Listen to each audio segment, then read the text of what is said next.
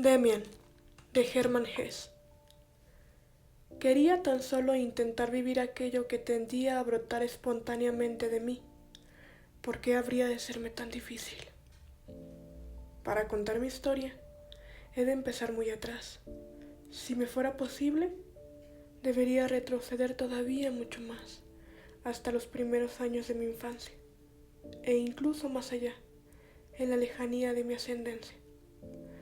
Los poetas, cuando escriben novelas, suelen hacer como si fuesen Dios mismo y pudieran abarcar con su mirada toda una historia humana, comprenderla y exponerla como si el propio Dios la relatase, sin velo alguno, descubriendo en todo momento su más íntima esencia. Yo no puedo hacerlo así, como tampoco los poetas, pero mi historia me es más importante que a cualquier poeta la suya, pues es la mía propia, y es la historia de un hombre, no la de un hombre inventado, posible o inexistente en cualquier otra forma, sino la de un hombre real, rico y vivo. Hoy se sabe menos que nunca lo que es eso, lo que es un hombre realmente vivo, y se lleva a morir bajo el fuego a millares de hombres, cada uno de los cuales es un ensayo único y precioso de la naturaleza. Si no fuéramos algo más que individuos aislados, si cada uno de nosotros pudiese realmente ser borrado por completo del mundo por una bala de fusil, no tendría ya sentido alguno relatar historias. Pero cada uno de los hombres no es tan solo él mismo, es también el punto único, particularismo, importante siempre y singular, en el que se cruzan los fenómenos del mundo, solo una vez, de aquel modo y nunca más. Así, la historia de cada hombre es esencial, eterna y divina, y cada hombre, mientras vive en alguna parte y cumple con la voluntad de la naturaleza, es algo maravilloso y digno de toda atención. En cada uno de los hombres se ha hecho forma el espíritu, en cada uno padece la criatura, en cada uno de ellos es crucificado un redentor. Muy pocos hoy saben lo que es el hombre. Muchos lo sienten y, por sentirlo, mueren más aliviados, como yo moriré más aliviado cuando termine de escribir esta historia. No soy un hombre que sabe, he sido un hombre que busca y lo soy aún, pero no busco ya en las estrellas ni en los libros. Comienzo a escuchar las enseñanzas que mi sangre murmura en mí. Mi historia no es agradable, no es suave y armoniosa como las historias inventadas. Sabe a insensatez y a confusión, a locura y a sueño, como la vida de todos los hombres que no quieren mentirse más a sí mismos. La vida de todos los hombres es un camino hacia sí mismo, a la tentativa de un camino, la huella de un sendero. Ningún hombre ha sido nunca por completo él mismo, pero todos aspiran a llegar a serlo, oscuramente unos, más claramente otros, cada uno como puede. Todos llevan consigo, hasta el fin, viscosidades y cáscaras de huevo, de un mundo primordial. Alguno no llega jamás a ser hombre y sigue siendo rana, ardilla u hormiga. Otro es hombre de medio cuerpo arriba y el resto pez, pero cada uno es un impulso de la naturaleza hacia el hombre. Todos tenemos orígenes comunes, las madres. Todos nosotros venimos de la misma, pero cada uno, tentativa e impulso desde lo hondo, tiende a su propio fin. Podemos comprendernos unos a otros, pero solo a sí mismo puede interpretarse cada uno. Capítulo 1. Dos mundos. Comienzo mi historia con un suceso de la época en la que yo tenía 10 años y asistía al colegio latino de nuestra pequeña ciudad. Muchas cosas de aquel tiempo exhalan aún para mí su aroma e irradian en mí una suave melancolía y gratos escalofríos medrosos. calles oscuras y claras, casas y torres, campanas de reloj y rostros humanos, habitaciones llenas de comodidad y de cálido bienestar, habitaciones colmadas de misterio y de hondo miedo a los fantasmas. Huele a calor de intimidad, a conejos y a criadas, a remedios caseros y a fruta seca. Dos mundos fluían ahí confundidos, el día y la noche, venían de dos polos. Uno de tales mundos se reducía a la casa paterna y ni siquiera la abarcaba toda, sino que, en realidad, solo comprendía a mis padres. Este mundo era bien conocido en su mayor parte, se llamaba madre y padre, se llamaba amor y severidad, ejemplo y escuela. Sus atributos eran un suave resplandor, claridad y limpieza. Las palabras cariñosas, las manos lavadas, los vestidos limpios y las buenas costumbres tenían en aquel su centro. Sitio donde se cantaba el coral matutino y se festejaba la Nochebuena. En este mundo había líneas rectas y caminos rectos que conducían al porvenir. Había el deber y la culpa, el remordimiento y la confesión, el perdón y los buenos propósitos, el amor y la veneración, la palabra de la Biblia y la sabiduría. En este mundo debía uno mantenerse para que la vida fuese clara y limpia, bella y ordenada.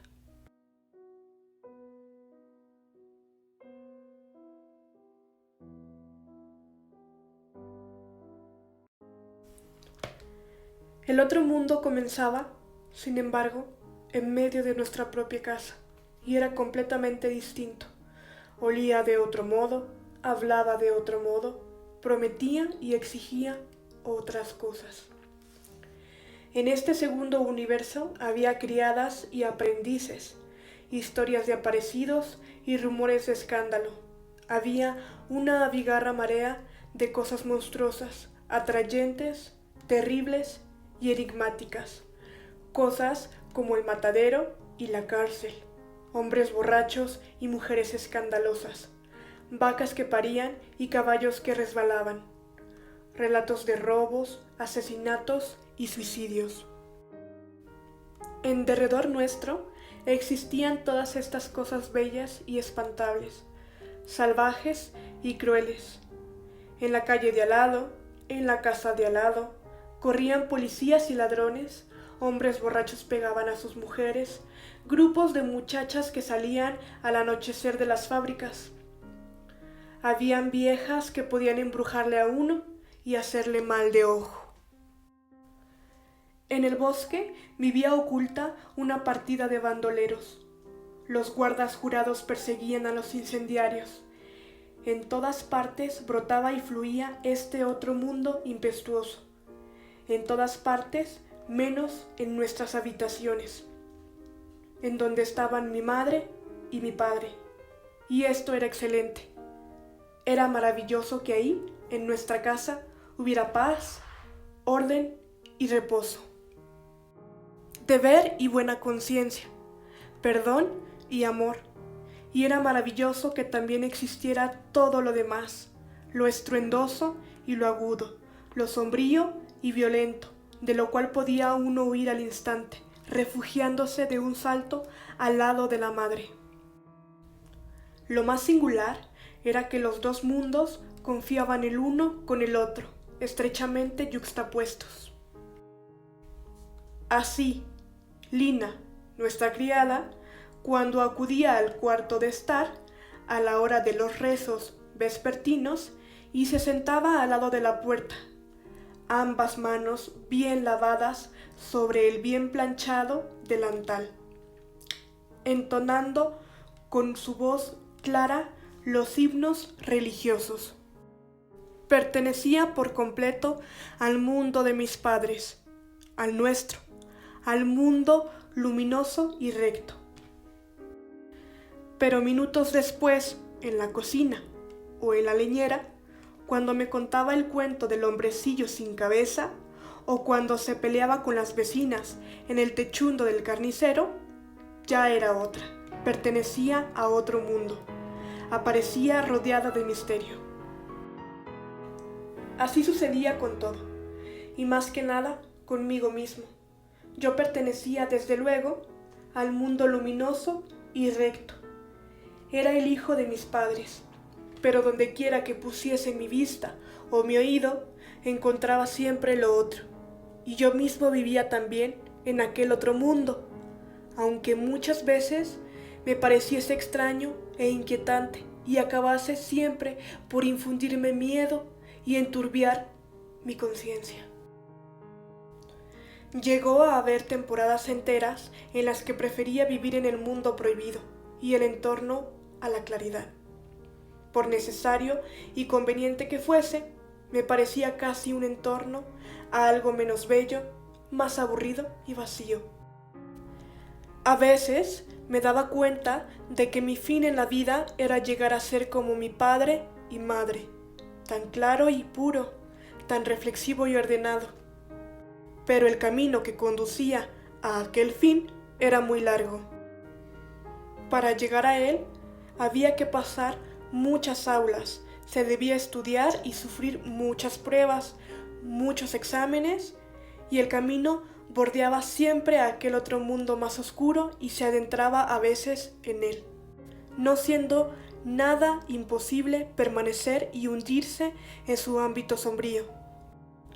Había historias así, de hijos extraviados que yo leía con apasionamiento. Lo que más se ensalzaba en ellas, lo que redimía toda culpa, era el entorno al hogar paterno y al bien, y yo sentía que aquello era lo único derecho, bueno y deseable. No obstante, me atraía mucho más aquella parte de la historia que se desarrollaba entre las gentes perversas, entre los perdidos, y si hubiese sido posible, me hubiese confesado que a veces era una lástima que el hijo pródigo se arrepintiese y fuese hallado de nuevo. Pero aquello no podía decirse, ni siquiera pensarse. No era en mí más que un vago sentimiento, oculto en lo más íntimo de mi ser, algo como una sospecha o una oscura posibilidad. Cuando me representaba el demonio, podía imaginármelo en las calles, disfrazado o a cara descubierta, en el mercado o en una taberna, pero nunca en nuestra casa. Mis hermanas también pertenecían al mundo luminoso. Su contextura espiritual me parecía más próxima que la mía a la de nuestros padres. Eran mejores, más juiciosas y más perfectas que yo. Tenían defectos, tenían manías, pero a mi ver, todo aquello no pasaba de la superficie, no calaba hondo en ellas tanto como en mí. Con las hermanas debían tenerse iguales miramientos y respeto que para los padres. Y cuando se había reñido con ellas, sentía uno después en su propia conciencia ser el culpable, el que había promovido la discordia, el que debía pedir perdón, pues en las hermanas se ofendía a los padres, ofendía uno al bien y a la autoridad espiritual. Había secretos que yo podía compartir con los pillos más desvergonzados de la calle antes que con mis hermanas. En los días buenos, cuando todo era luminoso y la conciencia rebosaba tranquila y limpia, era delicioso jugar con las hermanas, ser bueno y juicioso con ellas y verse uno a sí mismo envuelto en un noble resplandor apacible. Así debían sentirse los ángeles en los que veíamos la suprema perfección, imaginando la dulce maravilla de ser ángeles, rodeados de suaves músicas y perfumes, como la Nochebuena y la felicidad. Pero tales días, tales horas, eran muy poco frecuentes. En los juegos con mis hermanas, en aquellos juegos buenos, inocentes y permitidos, mostraba yo muchas veces un apasionamiento impetuoso que enfadaba a mis compañeras y nos llevaba a la disputa y a la desgracia. Y cuando entonces se apoderaba de mí la cólera, hacía y decía cosas terribles, cuya maldad sentía ya quemarme mientras las hacía y decía. Luego seguían horas difíciles y sombrías de arrepentimiento y contrición, y el doloroso instante de pedir perdón.